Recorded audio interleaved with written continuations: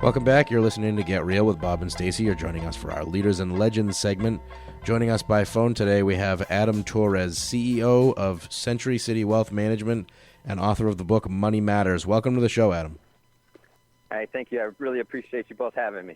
So I want to give some background on Adam. He is the CEO and visionary force behind Century City Wealth Management, a boutique firm dedicated to the needs of families, organizations, foundations, and public funds. He has been featured in major publications such as Forbes, Investors Business Daily, and The Street, to name a few. In Adam's 11-plus years of experience, his roster of clientele has included over 1,000 business owners and 3,000 high-net-worth families. Adam was previously responsible for the relationship management of over 400 families with a cumulative net worth exceeding $500 million. Adam is an international speaker, author of Money Matters, 21 Practical Lessons for Everyday Success, and noted authority on leadership, team building, and change. So first, before we start, tell us about your book, Money Matters. Well, thank you. I appreciate that that tee-up, so to speak. When you hear somebody else write or talk about you, it's kind of like, wow, I did all that stuff. So I appreciate that. The book really was a culmination. So last year I did a speaking tour in China. And on that trip I met a pretty prolific speaker in the wealth management space by the name of Barry LaValle. And he saw my material and he saw what I was presenting to the Chinese firms, and he said, you need to bring that to a wider audience back home. So that really spurred the conversation and spurred the writing of the book. The book's really straightforward, so it's 21 lessons, as the title alludes to, and it's really how do we change our lives, change our money management patterns to ultimately do what we all want to do, which is, build wealth, but also build that security and financial future. Huh. That's awesome. So I don't have a retirement account, but I have an awesome Jimmy Choo collection. Do you? Is there anything in the book about investing in shoes? There isn't, but I'll tell you, there is a chapter called "Don't Die at Your Desk." Oh, see? There is. I need this book. Yeah, you do. And that alludes to, you should have a retirement plan. But maybe something more than shoes. Absolutely. All right. So give us a couple other of the 21 lessons. One lesson that I think when people think of a financial plan, I mean, the first thing a lot of people do that have never created one is they cringe, or they think, I know how to manage my money, so what do I need that outside view from? And so now I write a little analogy in the book where I try to compare what a financial plan is to, movie production. So I'm in Southern California, so at Century City. So my backyard for my office is a Fox lot. So if you can imagine the type of clientele. So sitting in my office one day, I was thinking, how can I relate this to everyone, the broader audience? So I think, well, Hollywood, right? So one of the chapters in the book is simplify your life with a script. So I paint this picture of, imagine that you're the director. You're the director of this big film, and, there's all these moving pieces around you. There's, the actors are moving. You have the lights, you have the sound crew, you have all these things going, and everybody's looking to you for direction. Mm-hmm. Now, imagine if you go to reach in your book or in your bag and there's no script. That's the way a lot of people run their financial life. It's for keeps. All the moving pieces are happening, and they're really, for lack of better words, winging it. So my thought is a financial plan is extremely important, just like a script is for a movie. Huh, I love that. That's kind of cool. Can buying shoes be part of that plan? Absolutely. And no, this is good. And I'll tell you, in the beginning, if we think about the beginning of a person's career, think of your life kind of like an indie film, right? There's not that much money. It's very low budget. You don't have much to put into the production. But as you progress through life, if you treat that indie film right, as you progress through life, and when you're in the point of life to where you have the budget for a Blockbuster, load up on all the shoes you want. Huh. I love it. I'm picturing a pie chart for Stacy's investments. I know. 4% in other investments, 96% shoes. Somebody's going to want that collection when I pass away someday. Yes. Absolutely. So I know you work with a lot of entrepreneurs. What inspires you to help entrepreneurs? You know, growing up, I'm from Michigan, so I'm from Detroit originally, and growing up, my father owned an auto body shop, and so I've always been around entrepreneurs. I'd always been around that kind of feel. I've always understood their challenges.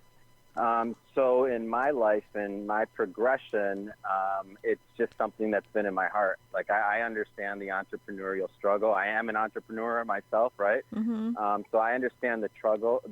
I understand the challenges they have. I understand that when an entrepreneur is doing well and when they're focused on their business, they're laser focused. They don't really have time, nor do they necessarily develop the expertise to manage the larger picture. And I get that.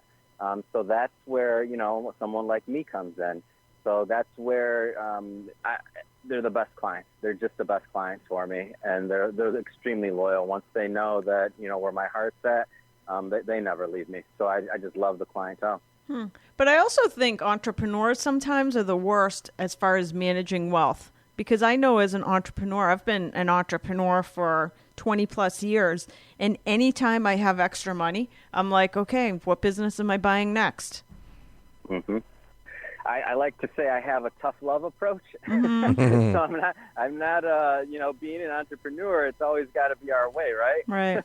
So it takes a certain skill set and a certain type of person to work with an entrepreneur, because what you said is correct. I can tell you that I've started with many an entrepreneur who in this area making $500,000 to $1 million a year with less than $50,000 in savings, right? Right. Because every time they have an extra win or an extra cash flow, it's already spent or it's already going to on R&D for exactly what you said, the next business. Right. And the challenge really becomes, at what point in life do you start moving some of the assets from your business side of your balance sheet to your personal side of your balance sheet? Because by definition, it's kind of like, when somebody starts a business and they think they're going to grow it for 30 years, the idea that you're going to potentially start that business, grow it for 30 years, sell it at the end, and somebody's actually going to pay you what you think it's worth, that's like winning the lottery. What are the odds of that happening? So once you have a larger context of really what life is as an entrepreneur, which in my opinion can only be given from the outside looking in, because if you're not doing it that way, then you don't really have that ability to understand it. Then you start to be able to build true wealth, because you can understand that, all right, that venture went well or didn't go well, but this is what I got out of it. Other than the experience, this is the money that I got out of it that's going to continue to stay on my personal side of the balance sheet. Exactly. Because I probably need somebody like you, because the devil's advocate in me would say Colonel Sanders started his business at 85, poured a bunch of money into it, and then sold Kentucky Fried Chicken for quite a bit of money. Was he 85? I thought he was a little younger than that. I don't know. He was I older. thought he was in his 60s. I know the story well. He just received his first Social Security check, and that's when he understood that he couldn't live off of that, was the way I heard the story told. But I love that story, and I'm a huge fan of it. And I guess my response would be, yeah, but how good is your recipe for chicken? Right. Mine's not That's good. a good point. I don't even eat meat. A vegetarian selling chicken, that'll go over well. And do you really want to deal with, a couple thousand no's with only a recipe for chicken when you receive your first Social Security check? Right. Maybe, maybe not, but he did it because he had to. Right. So tell us about, I know you went on a multi-city speaking tour in China to talk about wealth management. What were some of the key takeaways from that trip? Wow. So the first thing I would say is my process and my style, just when it comes to investing or when it comes to understanding what's going in the markets, is I'm really hands-on. And I've been like that from a young age. So in college, my major was international relations. Why? Because I didn't, believe the news they were telling me. So I wanted to go to Europe. and I wanted to see what was actually going on at NATO. So I did do that, or the European Parliament and a number of other places to see what was actually taking place.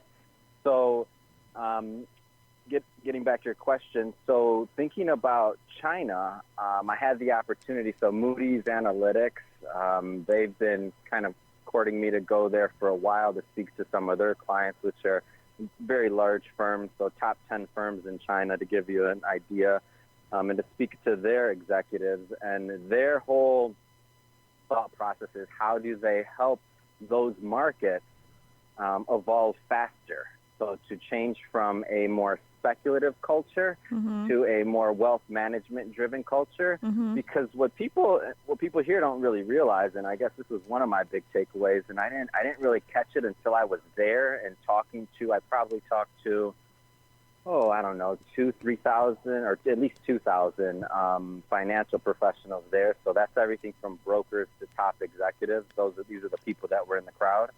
And in talking to them, it really reminded me, so China reminded me a little bit of, let's say, the U.S. market maybe in the 70s or 80s, where it was very driven on, a broker talking to somebody about the next investment that was going to make them money. They do a lot of private equity out there. It wasn't really set on the concept of wealth management, which, if you think about the U.S., for the average person, that's a very new concept. That was really introduced, that concept and word, pretty much in the 80s is when that took place, is when the introduction of getting the bigger, masses to understand that concept. Prior to that, it was only the wealthy or the super wealthy that had access to that, and we didn't call it wealth management or a wealth management or look at it in the context that we do today. It was really just called, you had an estate attorney, you had a CPA, they knew the law, and then you had your stock guy, and and your insurance guy, and they all talked to each other. But the regular masses didn't have access to that. In China, I would say it's like that right now, based on my experience over there. Very small subset of the wealthy population have access to a real wealth management concept, and a lot of the firms there are just actually starting divisions that do wealth management and not just sell products. Wow. That's really interesting. So I had to go. I'm one of those people. I just had to go. You're the pioneer to see it for there. myself and to find out. I don't trust the news. If I'm getting my information from the news, then I'm losing. That's what I say. So what do you think one of the biggest mistakes you find investors make? I think that they don't match their investment with their goal. So that's the number one mistake. They don't match their investment with their goal. So I'll just give you an example that I see in real estate a lot of times, and is that, when somebody goes into a property, they don't think about their exit strategies for it. They're not thinking, if the market goes south right this moment or in the next year or two, and, that home or that property that I was fixing up to flip is now going to be on my books a little longer. What does that look like for my overall financial picture? Like, how am I over leveraged? So I think that's the main thing, is that, in any investment you're going to do, assess that. And I use a simple acronym. I use it in the book, and it's just called, and I look at this from a broad picture for any investment that I'm also personally going to do or think about for a client. And it's just simply a RTD. So the R stands for risk. So really think about, is this investment, does it have a little bit more risk than I'm willing to tolerate? Can't answer that question. Probably makes sense to step back a little bit. Next thing is the T, so that stands for time.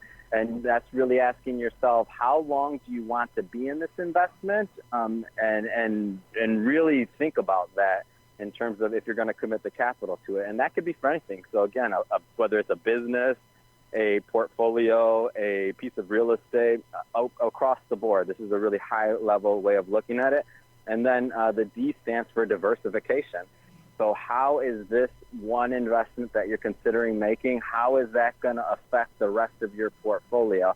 If you're putting it all in on one piece of real estate, does that make sense for you? If you're putting it all into the stock market, does that make sense for you? Each person's going to be a little bit different, but if you can really answer each one of those components of the acronym correctly, the RTD, And then at the end of all of your analysis, then at the worst case scenario, you're not going to be surprised. Like, plan for the worst on that. Right. Wow, that's awesome. Simple. That was the point. So that you can remember it for anything. Yeah. RTD. So if you're gonna add a couple new pair of shoes, you got to ask yourself, what's the risk in this? Yes. Is the fashion going to change soon, or Right. what? I don't know. Would you want that commitment to that pair? good stuff. And diversification. I could always invest in Jimmy Choo. Doesn't necessarily have to be in the shoe. It could be in the company. One track mind. Yes. We have with us Adam Torres, and he is the CEO of Century City Wealth Management and wrote the book Money Matters, 21 Practical Lessons for Everyday Success. Adam, where is the best place for people to buy the book and follow your business? On Amazon. So if you just put in Adam Torres or Money Matters, Adam, it'll come right up for you. And the best place to follow my business, centurycitywealthmanagement.com. If you're on Instagram, ask Adam Torres.